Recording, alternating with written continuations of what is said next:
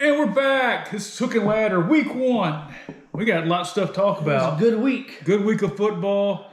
Let's just start with Thursday night. Utah knocks off Florida in dominant fashion, 24-11.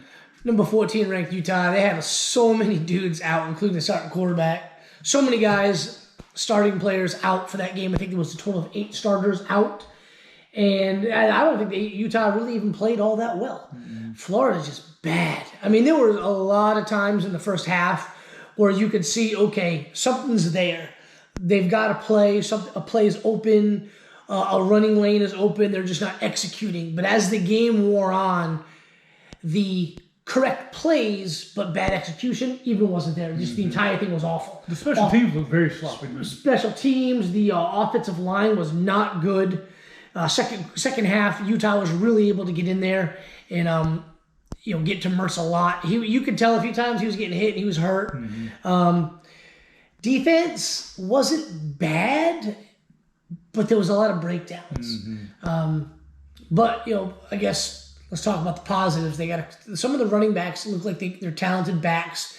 All of them were highly ranked guys for the most part, and that they've got Ricky Parasol. Looks like he could be, finally a wide receiver 1, which is kind of sad. He's not that typical guy. He's more like a slot guy. They do a lot of end arounds, a lot of screens. He's more like their version of Percy Harvin. A lot less good, albeit. But he's a good player. He's a good football player. They don't have a lot of guys around him. They're all freshmen, so it's going to take them some games. Wasn't really great for them. They had to play Utah, at Utah. Don't talk shit on, a TikTok or Snapchat before the game about Utah Stadium and then get your ass kicked. That's not going to look good. No. But they're going to play some crappy teams the next few weeks and kind of right the ship, get some things squared away. If not, this is the beginning of the end for Billy Napier. Yeah, so... Well, let's move on. Georgia knocked off UT Martin. We were at this game, 48-7. Defense did what we expected defense to do. A lot of people got to play in this game. Mm-hmm. So many freshmen on offense got in for the and on defense really second half. But just like Florida, a lot of starters for Georgia were out. A few injuries, but a lot of these guys have been practicing the last 2 weeks. Mm-hmm. They're playing UT Martin. They kept a couple guys out, like starting running back Deshaun Edwards was out due to precautionary reasons. Ladd McConkey was held out due to precautionary reasons. This is your number 1 returning running back and your number 1 returning wide receiver were held out. A lot of young kids got in at wide receivers. First start for Carson Beck. They looked a little sluggish in the first half offensively, but they were able to do whatever they wanted between the 20s. Mm-hmm. They get inside the 20 and they kind of stall a little bit, if you will. Carson Beck had a really good day passing the football. Only had a couple of incompletions, and those incompletions I thought could have been completions if he had read it the right way and thrown it on time instead of being late with the throw. I thought he played all right overall. Didn't really make any, what the hell is that kind of plays. Mm-hmm. But they looked a little sluggish, and they looked like this the last couple of years in multiple games, and they won the national championships. I ain't going to get concerned about what Georgia's got, but it was a little surprising to see them. They didn't struggle. They were just kind of going through the motions, like, let's try this play. Oh, it didn't work. Oh, well. No, it's UT Martin. There's a lot of people out. This is what I expected. 48-7, dominant, but not. They weren't world beaters. Yeah, they didn't cover the spread, but that's okay. I didn't predict them to do that anyway. But as you said, a lot of young players got in. Freshmen, redshirt freshmen, guys scoring touchdowns in their first ever game for suiting up for the Dogs. So, we'll see what happens next week. There's another tune-up game before they're going to play South Carolina. Moving right along, Michigan knocked off East Carolina 30-3. Didn't see any of this one. I watched this yesterday. I love it. They did what the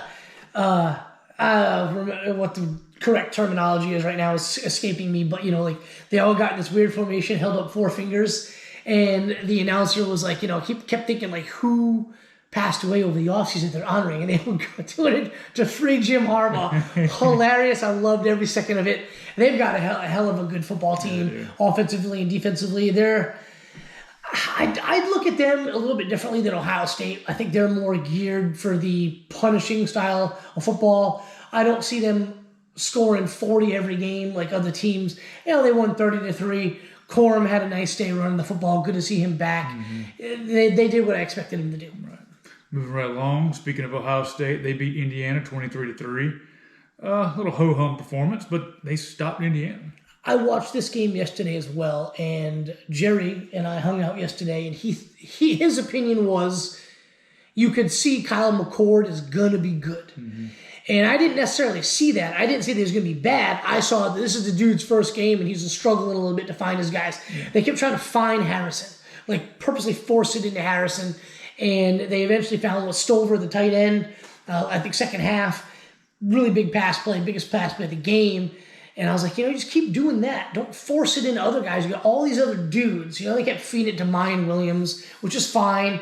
Defense did what I expected Ohio State's defense to do. I think defensively they're probably going to be a little bit better than they were last year. I agree. But it's interesting to see, again, they played a Power 5 team first game. It's not going to be as easy if you're playing a cupcake like UT Martin, So I expect them to kind of get the kinks out and become the Ohio State that we all expect them to be, regardless of the fact they got a new QB. Moving right along. Another dominant performance from Alabama, 56-7. Milrose looked pretty good. That's cool. 14 across the board. Yeah, this is a common theme today, all right? The big dogs did what they needed to do to win. They looked the part. But at times, they looked a little sluggish. Milrose had a record. I think he's the only player for Alabama ever run for 3, throw for 2, X amount of yards. He had like a little fumble, and they picked up running like 75 yards for a touchdown. He's an athletic QB. We'll see what happens. He threw for a beautiful touchdown pass. But we'll see what happens when a team is able to keep him in check running the football. And force him to throw. Force him to throw. We'll see what happens then. But Alabama... they're one of my picks to win the Natty. They're right up there. They looked fine. Yeah. Well, USC improved to 2-0 against Nevada, 66-14. Caleb Williams had 5 TDs. They look good. They had that like Malachi Branch, I think his name is, the true freshman. They got it wide out. He looked awesome once again. Caleb Williams looks great. He was doing like video game guy on the highlights, just like spinning out of like 3 dudes are ready to sack him. He's spinning out. Did a lot of that last year. Didn't need that week 0, but they looked a lot better. Yeah. Again, though, they played Nevada. Same with all these teams. It's really difficult to judge them, engage them. Now, you go back and look at Auburn last year. Auburn was a dumpster fire, but they scored 64 and 60 respectively in the first 2 games of the season. And then look what happened when they played decent teams. Right. So we'll see what happens. I still expect USC to be in contention for the Pac-12, but we'll see what happens. Yes, it's crazy how the Pac-12 is just dominant with the best quarterback situation. Yeah, dude, they're so good this year, and this is going to be the last year of the Pac-12. Right. So they're going to make some fireworks out there. Penn State knocked off West Virginia 38-15. A lot of people got Penn State being in the playoff this year. Yeah, they've got a really good defense. Again, they kind of not struggled, but a little sloppy. Got a decent quarterback, real good quarterback, you should say. Guy can actually throw the football. He's basically what Wisconsin wanted Graham Mertz to be. A highly recruited QB that can win you games with his arm. Right. And they finally got that QB at Penn State, which they haven't had for years. We'll see what happens. I think they got a really good football team, but Penn State's one of those teams that they've got to show me. I'm not just going to go and believe it because they got a quality team. They got to show me they can beat Ohio State. Right. And Michigan. Yeah, Michigan's been good the last couple of years. Kind of new, but they've been really bad against Ohio State the last 10 years, or so. With 2 wins, maybe 3. I want to see them consistently compete and beat Ohio State before I believe in Penn State. That's right. Washington knocked off Boise State 56-19. Penix looked good. He looked really good. They got just like we just mentioned, the Pac-12 is going to be really, really competitive. There's going to be a lot of teams with a couple of losses that have just gotten beat up on each other that are going to be really good football teams. Yeah. Texas knocked off the JT Daniel-led Rice Owls. I think that's what they're called. Yes. 37-10. They look good. A little, just like all the other teams, they looked a little sluggish at times. They weren't clicking on all cylinders. But I thought they played well. Ewers looked good. A.D. Mitchell, the transfer from Georgia, looked really good. Had a really nice touchdown. That guy's just one of the most crisp, smooth route runners in all of college football. I mean, that guy's just fun to watch do his thing. But they look good. Defense look good. Big game next week against Alabama, 7 o'clock, Saturday night. We'll talk Saturday about that in night, a few big minutes. game, you know. That's right. I think they look good. Yep. Tennessee knocked off Virginia 49-13. Milton looked good. Milton look good. I mean, everybody talks about how great Tennessee is at throwing the football. They're a running football team. But they look really good. Defense looked real good. I mean, they're playing Virginia, okay? Let's just everybody else. Let's not get ahead of ourselves. But they're playing a Power 5 team. But their defense looked really good. If that defense is legit like this all season long, Tennessee is definitely a national championship contender. I don't see it happening. I think they need a little bit more athletes. But we'll see. They lost the best wideouts on the team last year. Yeah, they got Romel Keaton. They got the dude Squirrel. They got Brew McCoy. They weren't better than Hyatt and the other dude in terms of talent. But as we discussed last year, Josh Heupel's offense, you don't need to be a high 4-star or a 5-star wideout. You can come in as a fast dude that's a 3-star and become a superstar in that offense. That's right. So we'll see what happens, just like all these other teams going forward when they start playing better teams. Notre Dame 56-3 against Tennessee State. They're 2-0. Yeah, Sam Hartman looked really good again. They're going to be interesting to watch this year. They are. Just They are. With a quarterback like that. Schedule's favorable. They've got a couple big games against top 10 teams. It's going to be interesting.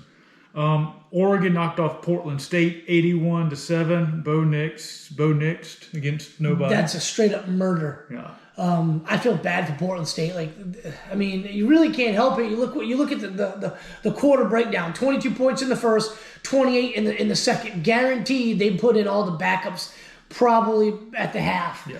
And they're still scoring 17 in the third, 14 in the fourth. You got to let your young kids who don't get to play much, you got to let them do something. Right. You can't just hand the ball off and try to get out. You got to at least give them an opportunity. And those dudes got into the end zone. So good for them. That's a crazy score, though. Yeah. Kansas State knocked off Southeast Missouri State 45-0. Didn't see any of that. Another big game over the weekend. That was a noon game. TCU lost to Colorado 45-42. Deion did well. He got these guys over the hump. He did well. Travis Hunter is a bona fide 5-star on both sides of football. Played 116 snaps, wide out and DB. Made the play of the weekend, in my opinion, with a ridiculous interception. Went off of the guy he was covering to cover the back coming out in the flat and picked it off. Awesome play. He did great. The running back was a Notre Dame commit. I think 4-star running back committed to Notre Dame, and Deion got the kid to decommit from Notre Dame and commit to Colorado. So those are the two. And I would say his son, Shedeur Sanders. That kid was highly recruited. Only reason he really went to Jackson State, in my opinion, was because of his dad. I think that guy could have gone to a much bigger program. Probably so. So they've got 3 bona fide, legit recruiting ranking guys. Boatload of transfers that are decent players, a lot of 4-star guys that they got in the portal. It's a talented football team. I didn't expect this. They were 20-point dogs. I didn't expect this. TCU's defense is not good, but Colorado's defense was kind of a sieve as well. I mean, you look at the breakdown, 14-14-14 for TCU, 7-10, 14-14 for Colorado. Neither one of the defenses wanted to play. Yeah. That second half of the game, they were just letting both teams go up and down the field for touchdowns. But they got to stop what they need to close the game out. Really looking forward to seeing what these guys can do. I don't really like it based on – I don't have a problem with Deion. I don't have a problem with the way he coaches his team. I don't have a problem with his players. I don't have a problem with him telling basically 80% of the team to take a hike. Yeah. I'm bringing in other dudes. I don't have a problem with that. And my issue with Colorado really isn't with Colorado. It's the fact that when this season is over, they can go to any team in the country and say, you didn't get enough starts enough snaps as a starter. Come on over. We're going to give you a boatload of money. Come on over. I mean, Texas did it. USC did it. I think Colorado's going to be that team going forward. Well, I think they're going to win at least 6 or 7 games this year. They're going to the Pac-12, and guess who's leaving the Pac-12? The 2 big kahunas in the Pac-12 are leaving, so they could probably have their rule of the roost going forward. Yeah. But again, didn't see it coming. I thought it was a good game. It was fun to watch. A lot of points, a lot of big plays. Yep. Wisconsin knocked off Buffalo 38-17. Didn't see any of this one. I'm convinced Wisconsin's going to be good. A lot of not a lot, but a couple guys I trust that are Big Ten dudes. Don't think that offense is going to work in the Big Ten. I completely disagree. You spread them out full wide, one running back, and you run it up the middle. Yeah. I think that's going to work. The Big Ten, they do it the West East now. It's still the Legends leaders. I don't know. That side of the Big Ten is going to be very competitive this year. Both sides are going to be competitive this year. But that side is going to be very intriguing because you had so many good teams last year. Like that didn't make the championship game, obviously, but that were competitive teams. These beat up on each other. I think you're going to see that again this year. I think Wisconsin's going to be really, really good. Yeah, it seems like some of these conferences have a lot of bounce in the middle of the conferences, and there's maybe one or two teams that are just superior to everybody. There's going to be like the top tier, like 1-2 teams, and then there's going to be 5 or 6 really good teams below them that are going to ruin other team seasons. Correct. Oklahoma knocked off Arkansas State 73-0. Oklahoma looked good. Yeah, they looked good last year in the first game of the season as well. I want to see them play a decent team. I mean, they're supposed to play Georgia the first game of the season this year, but things just kind of happened. Yeah. So, North Carolina took down South Carolina 31-17, and pretty dominant. Competitive game in the first half. South Carolina has no offensive line. North Carolina's defense looked really, really good. But is that their defense, or is that how bad South Carolina's offensive line is? They only ran for 11 yards total in the game. Spencer Rattler looked okay, but he also threw a couple of picks. Drake May looked good, but man, the defense looked really, really good for North Carolina. That was kind of my big takeaway watching this last night. Which could translate into some wins against some big name teams Exactly. later in the season. Ole Miss knocked off Mercer 73-7. Jackson Dart looked good. The wideouts looked good. First game of the season, you play in Mercer. Right. Isn't that Macon? Yeah. Yeah, I mean, come on, it's in Macon, Georgia. So, I mean, once again, like we've said a lot of times, you got to look who they played. Auburn scored 60 and 64 last year, first 2 games of the season, and look what happened to them. So I don't want to get too excited with these scores, but certain guys that you want to watch, like mainly the new QBs, they looked pretty good to me. Texas A&M knocked off New Mexico 52-10. Is this the year Texas A&M finally gets it together? Maybe. They look good offensively, but again, you play New Mexico, so we'll see. We'll see. Tulane knocked off South Alabama 37-17.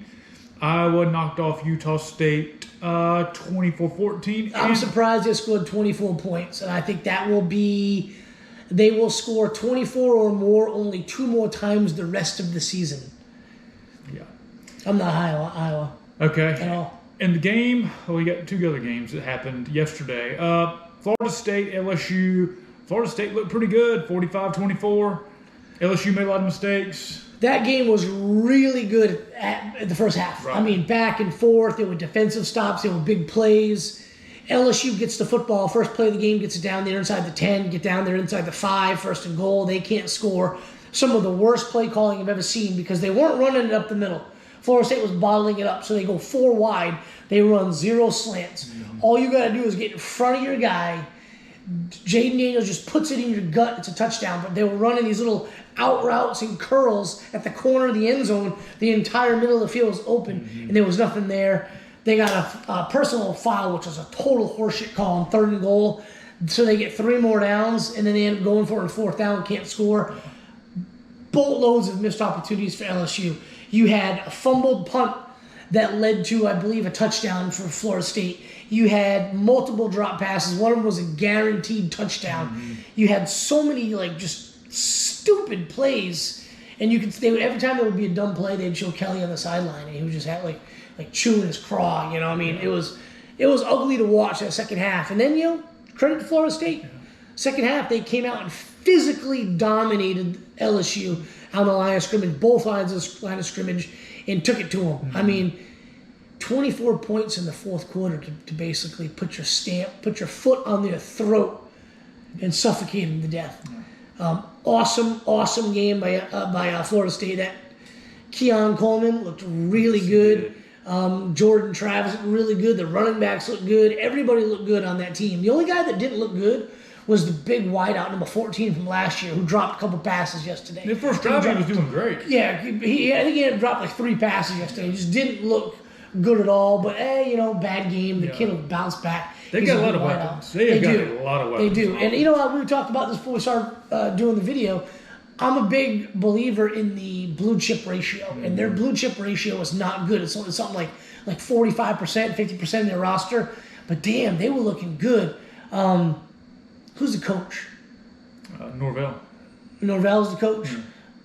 He looked like this last year. The dude he looks calm. They got a touchdown. It wasn't the last TD of the game. It was like that second TD of the fourth quarter. And there was almost like a hint of a smile. Like he wasn't smiling. He was trying not to let it go. But you could tell like his lip was quivering. He wanted to smile. And he doesn't. He just, when they made that fourth down stop and he finally put his arm up like, we've got this. Good for them. Yeah. I mean, they're a thorn in a lot of people's side recruiting, so it's like a lot of folks want to see them lose, but they looked really good. They did look really good. So we'll see how the season goes for them. And another ranked game of the weekend, Oregon State knocked off San Jose State 42-17. They got DJ Uiagalelei, I think. DJ Uiagalelei, 5 touchdowns. Don't want to get too excited. But he didn't really look this good at Clemson at all, like ever. But he looked, I mean, that's a team that played USC pretty tough last week. And I think, I didn't see the game. I watched the highlights. He looked good. It looks like they're getting him to do what I always thought Clemson needed to do, is get him moving around a little bit more. Yeah. But yeah, good for him. Oregon State looks good. Yeah, they all look good in the Pac-12. A lot of those teams. I'm interested to see what happens. Those teams are going to go to other conferences and make those other conferences a whole lot better. Right. So if they ditch the Pac-12 and those teams all go to other Power Fives and we'll only have like the 4 major conferences, I'm fine with that because I think it's going to make those other conferences better. I agree. Well, let's start talking about next week's games. Georgia's got Ball State. Ho-hum. Spread's 42 right now. Over under 53. I think the offense will be a little more crisp next week. Yeah, they're going to have some guys that are probably going to be back. There were a couple of guys also held out of that Georgia game for disciplinary reasons that were big contributors last year. So I expect a little bit better offensive performance from Georgia. Ohio State's got Youngstown State. So that's a nice little tune-up game to get them squared away. Penn State's playing Delaware. Here's an interesting matchup. Notre Dame's got NC State. Not bad. On the road, 7.5 point spread. Sam Hartman going back to his old conference. I expect more of what we've been seeing from Hartman. Utah's got Baylor. Utah going to Baylor.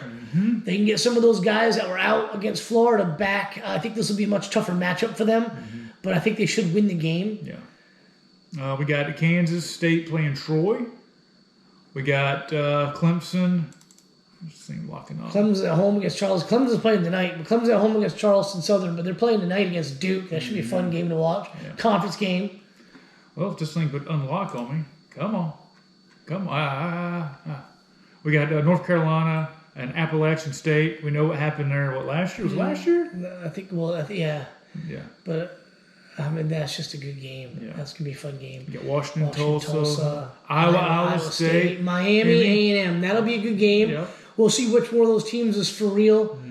Ole Miss, Tulane, that should be a pretty decent game. Yeah, in New Orleans. Interesting. Michigan, UNLV. Let's see what else we got. We got SMU, Oklahoma. I think SMU's joining the ACC next year. Is that what's going on? Okay. Texas, Alabama, the game of the weekend. We'll find out what Texas 7 p.m. is about. Yeah. $171 to get your ticket to that game. That ain't bad. No.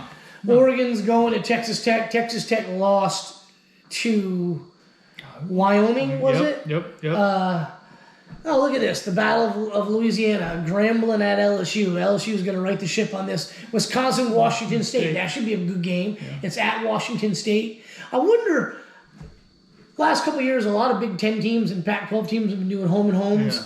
I'm wondering if any of that, probably, but I'm assuming some of that might have facilitated some possible moves. Yeah, and you got USC and Stanford. 10:30. That's going to be the night game. Staying up all night, watch that. Hell yeah. That'll be one of the few times I ever pull for USC because I can't stand Stanford. That is true. I want to see Stanford lose every game in every sport. Yep. Ladies and gentlemen, that's week 1 for you. We got a game tonight. If anybody cares. Duke Clemson should be a good game. Interested to see what Clemens is going to do with the new offensive coordinator, which I think they'll be better than they were last year offensively. Can't really get much worse. DJ didn't play well. What is it? Cole Kublik? Cade Kublik? I don't know his first name. Yeah. But Kublik, he looks pretty good. Looked really good last year. They lost in to South Carolina. Yeah, they lost to Tennessee in the bowl game. But Clemson should be right back where they belong, at the top of the ACC. Whether or not they can stay there all year, there's going to be some better teams, especially with Florida's much improved. And Florida State, rather, is much improved. But I'm looking forward to watching that game. I want to see how their defensive line looks. I know they got some talented guys, but they lost some world beaters last year. I mean, they lost legitimately one of the best defensive lines in all of football last year. Mm-hmm. So I'm wanting to see what they look like defensively. I think offensively they'll be fine. Shipley's back for his junior year. This is probably the last year we see Will Shipley. So looking forward to that game. Yeah, that's it. So you guys have a great week, and we'll see you next Sunday. See ya.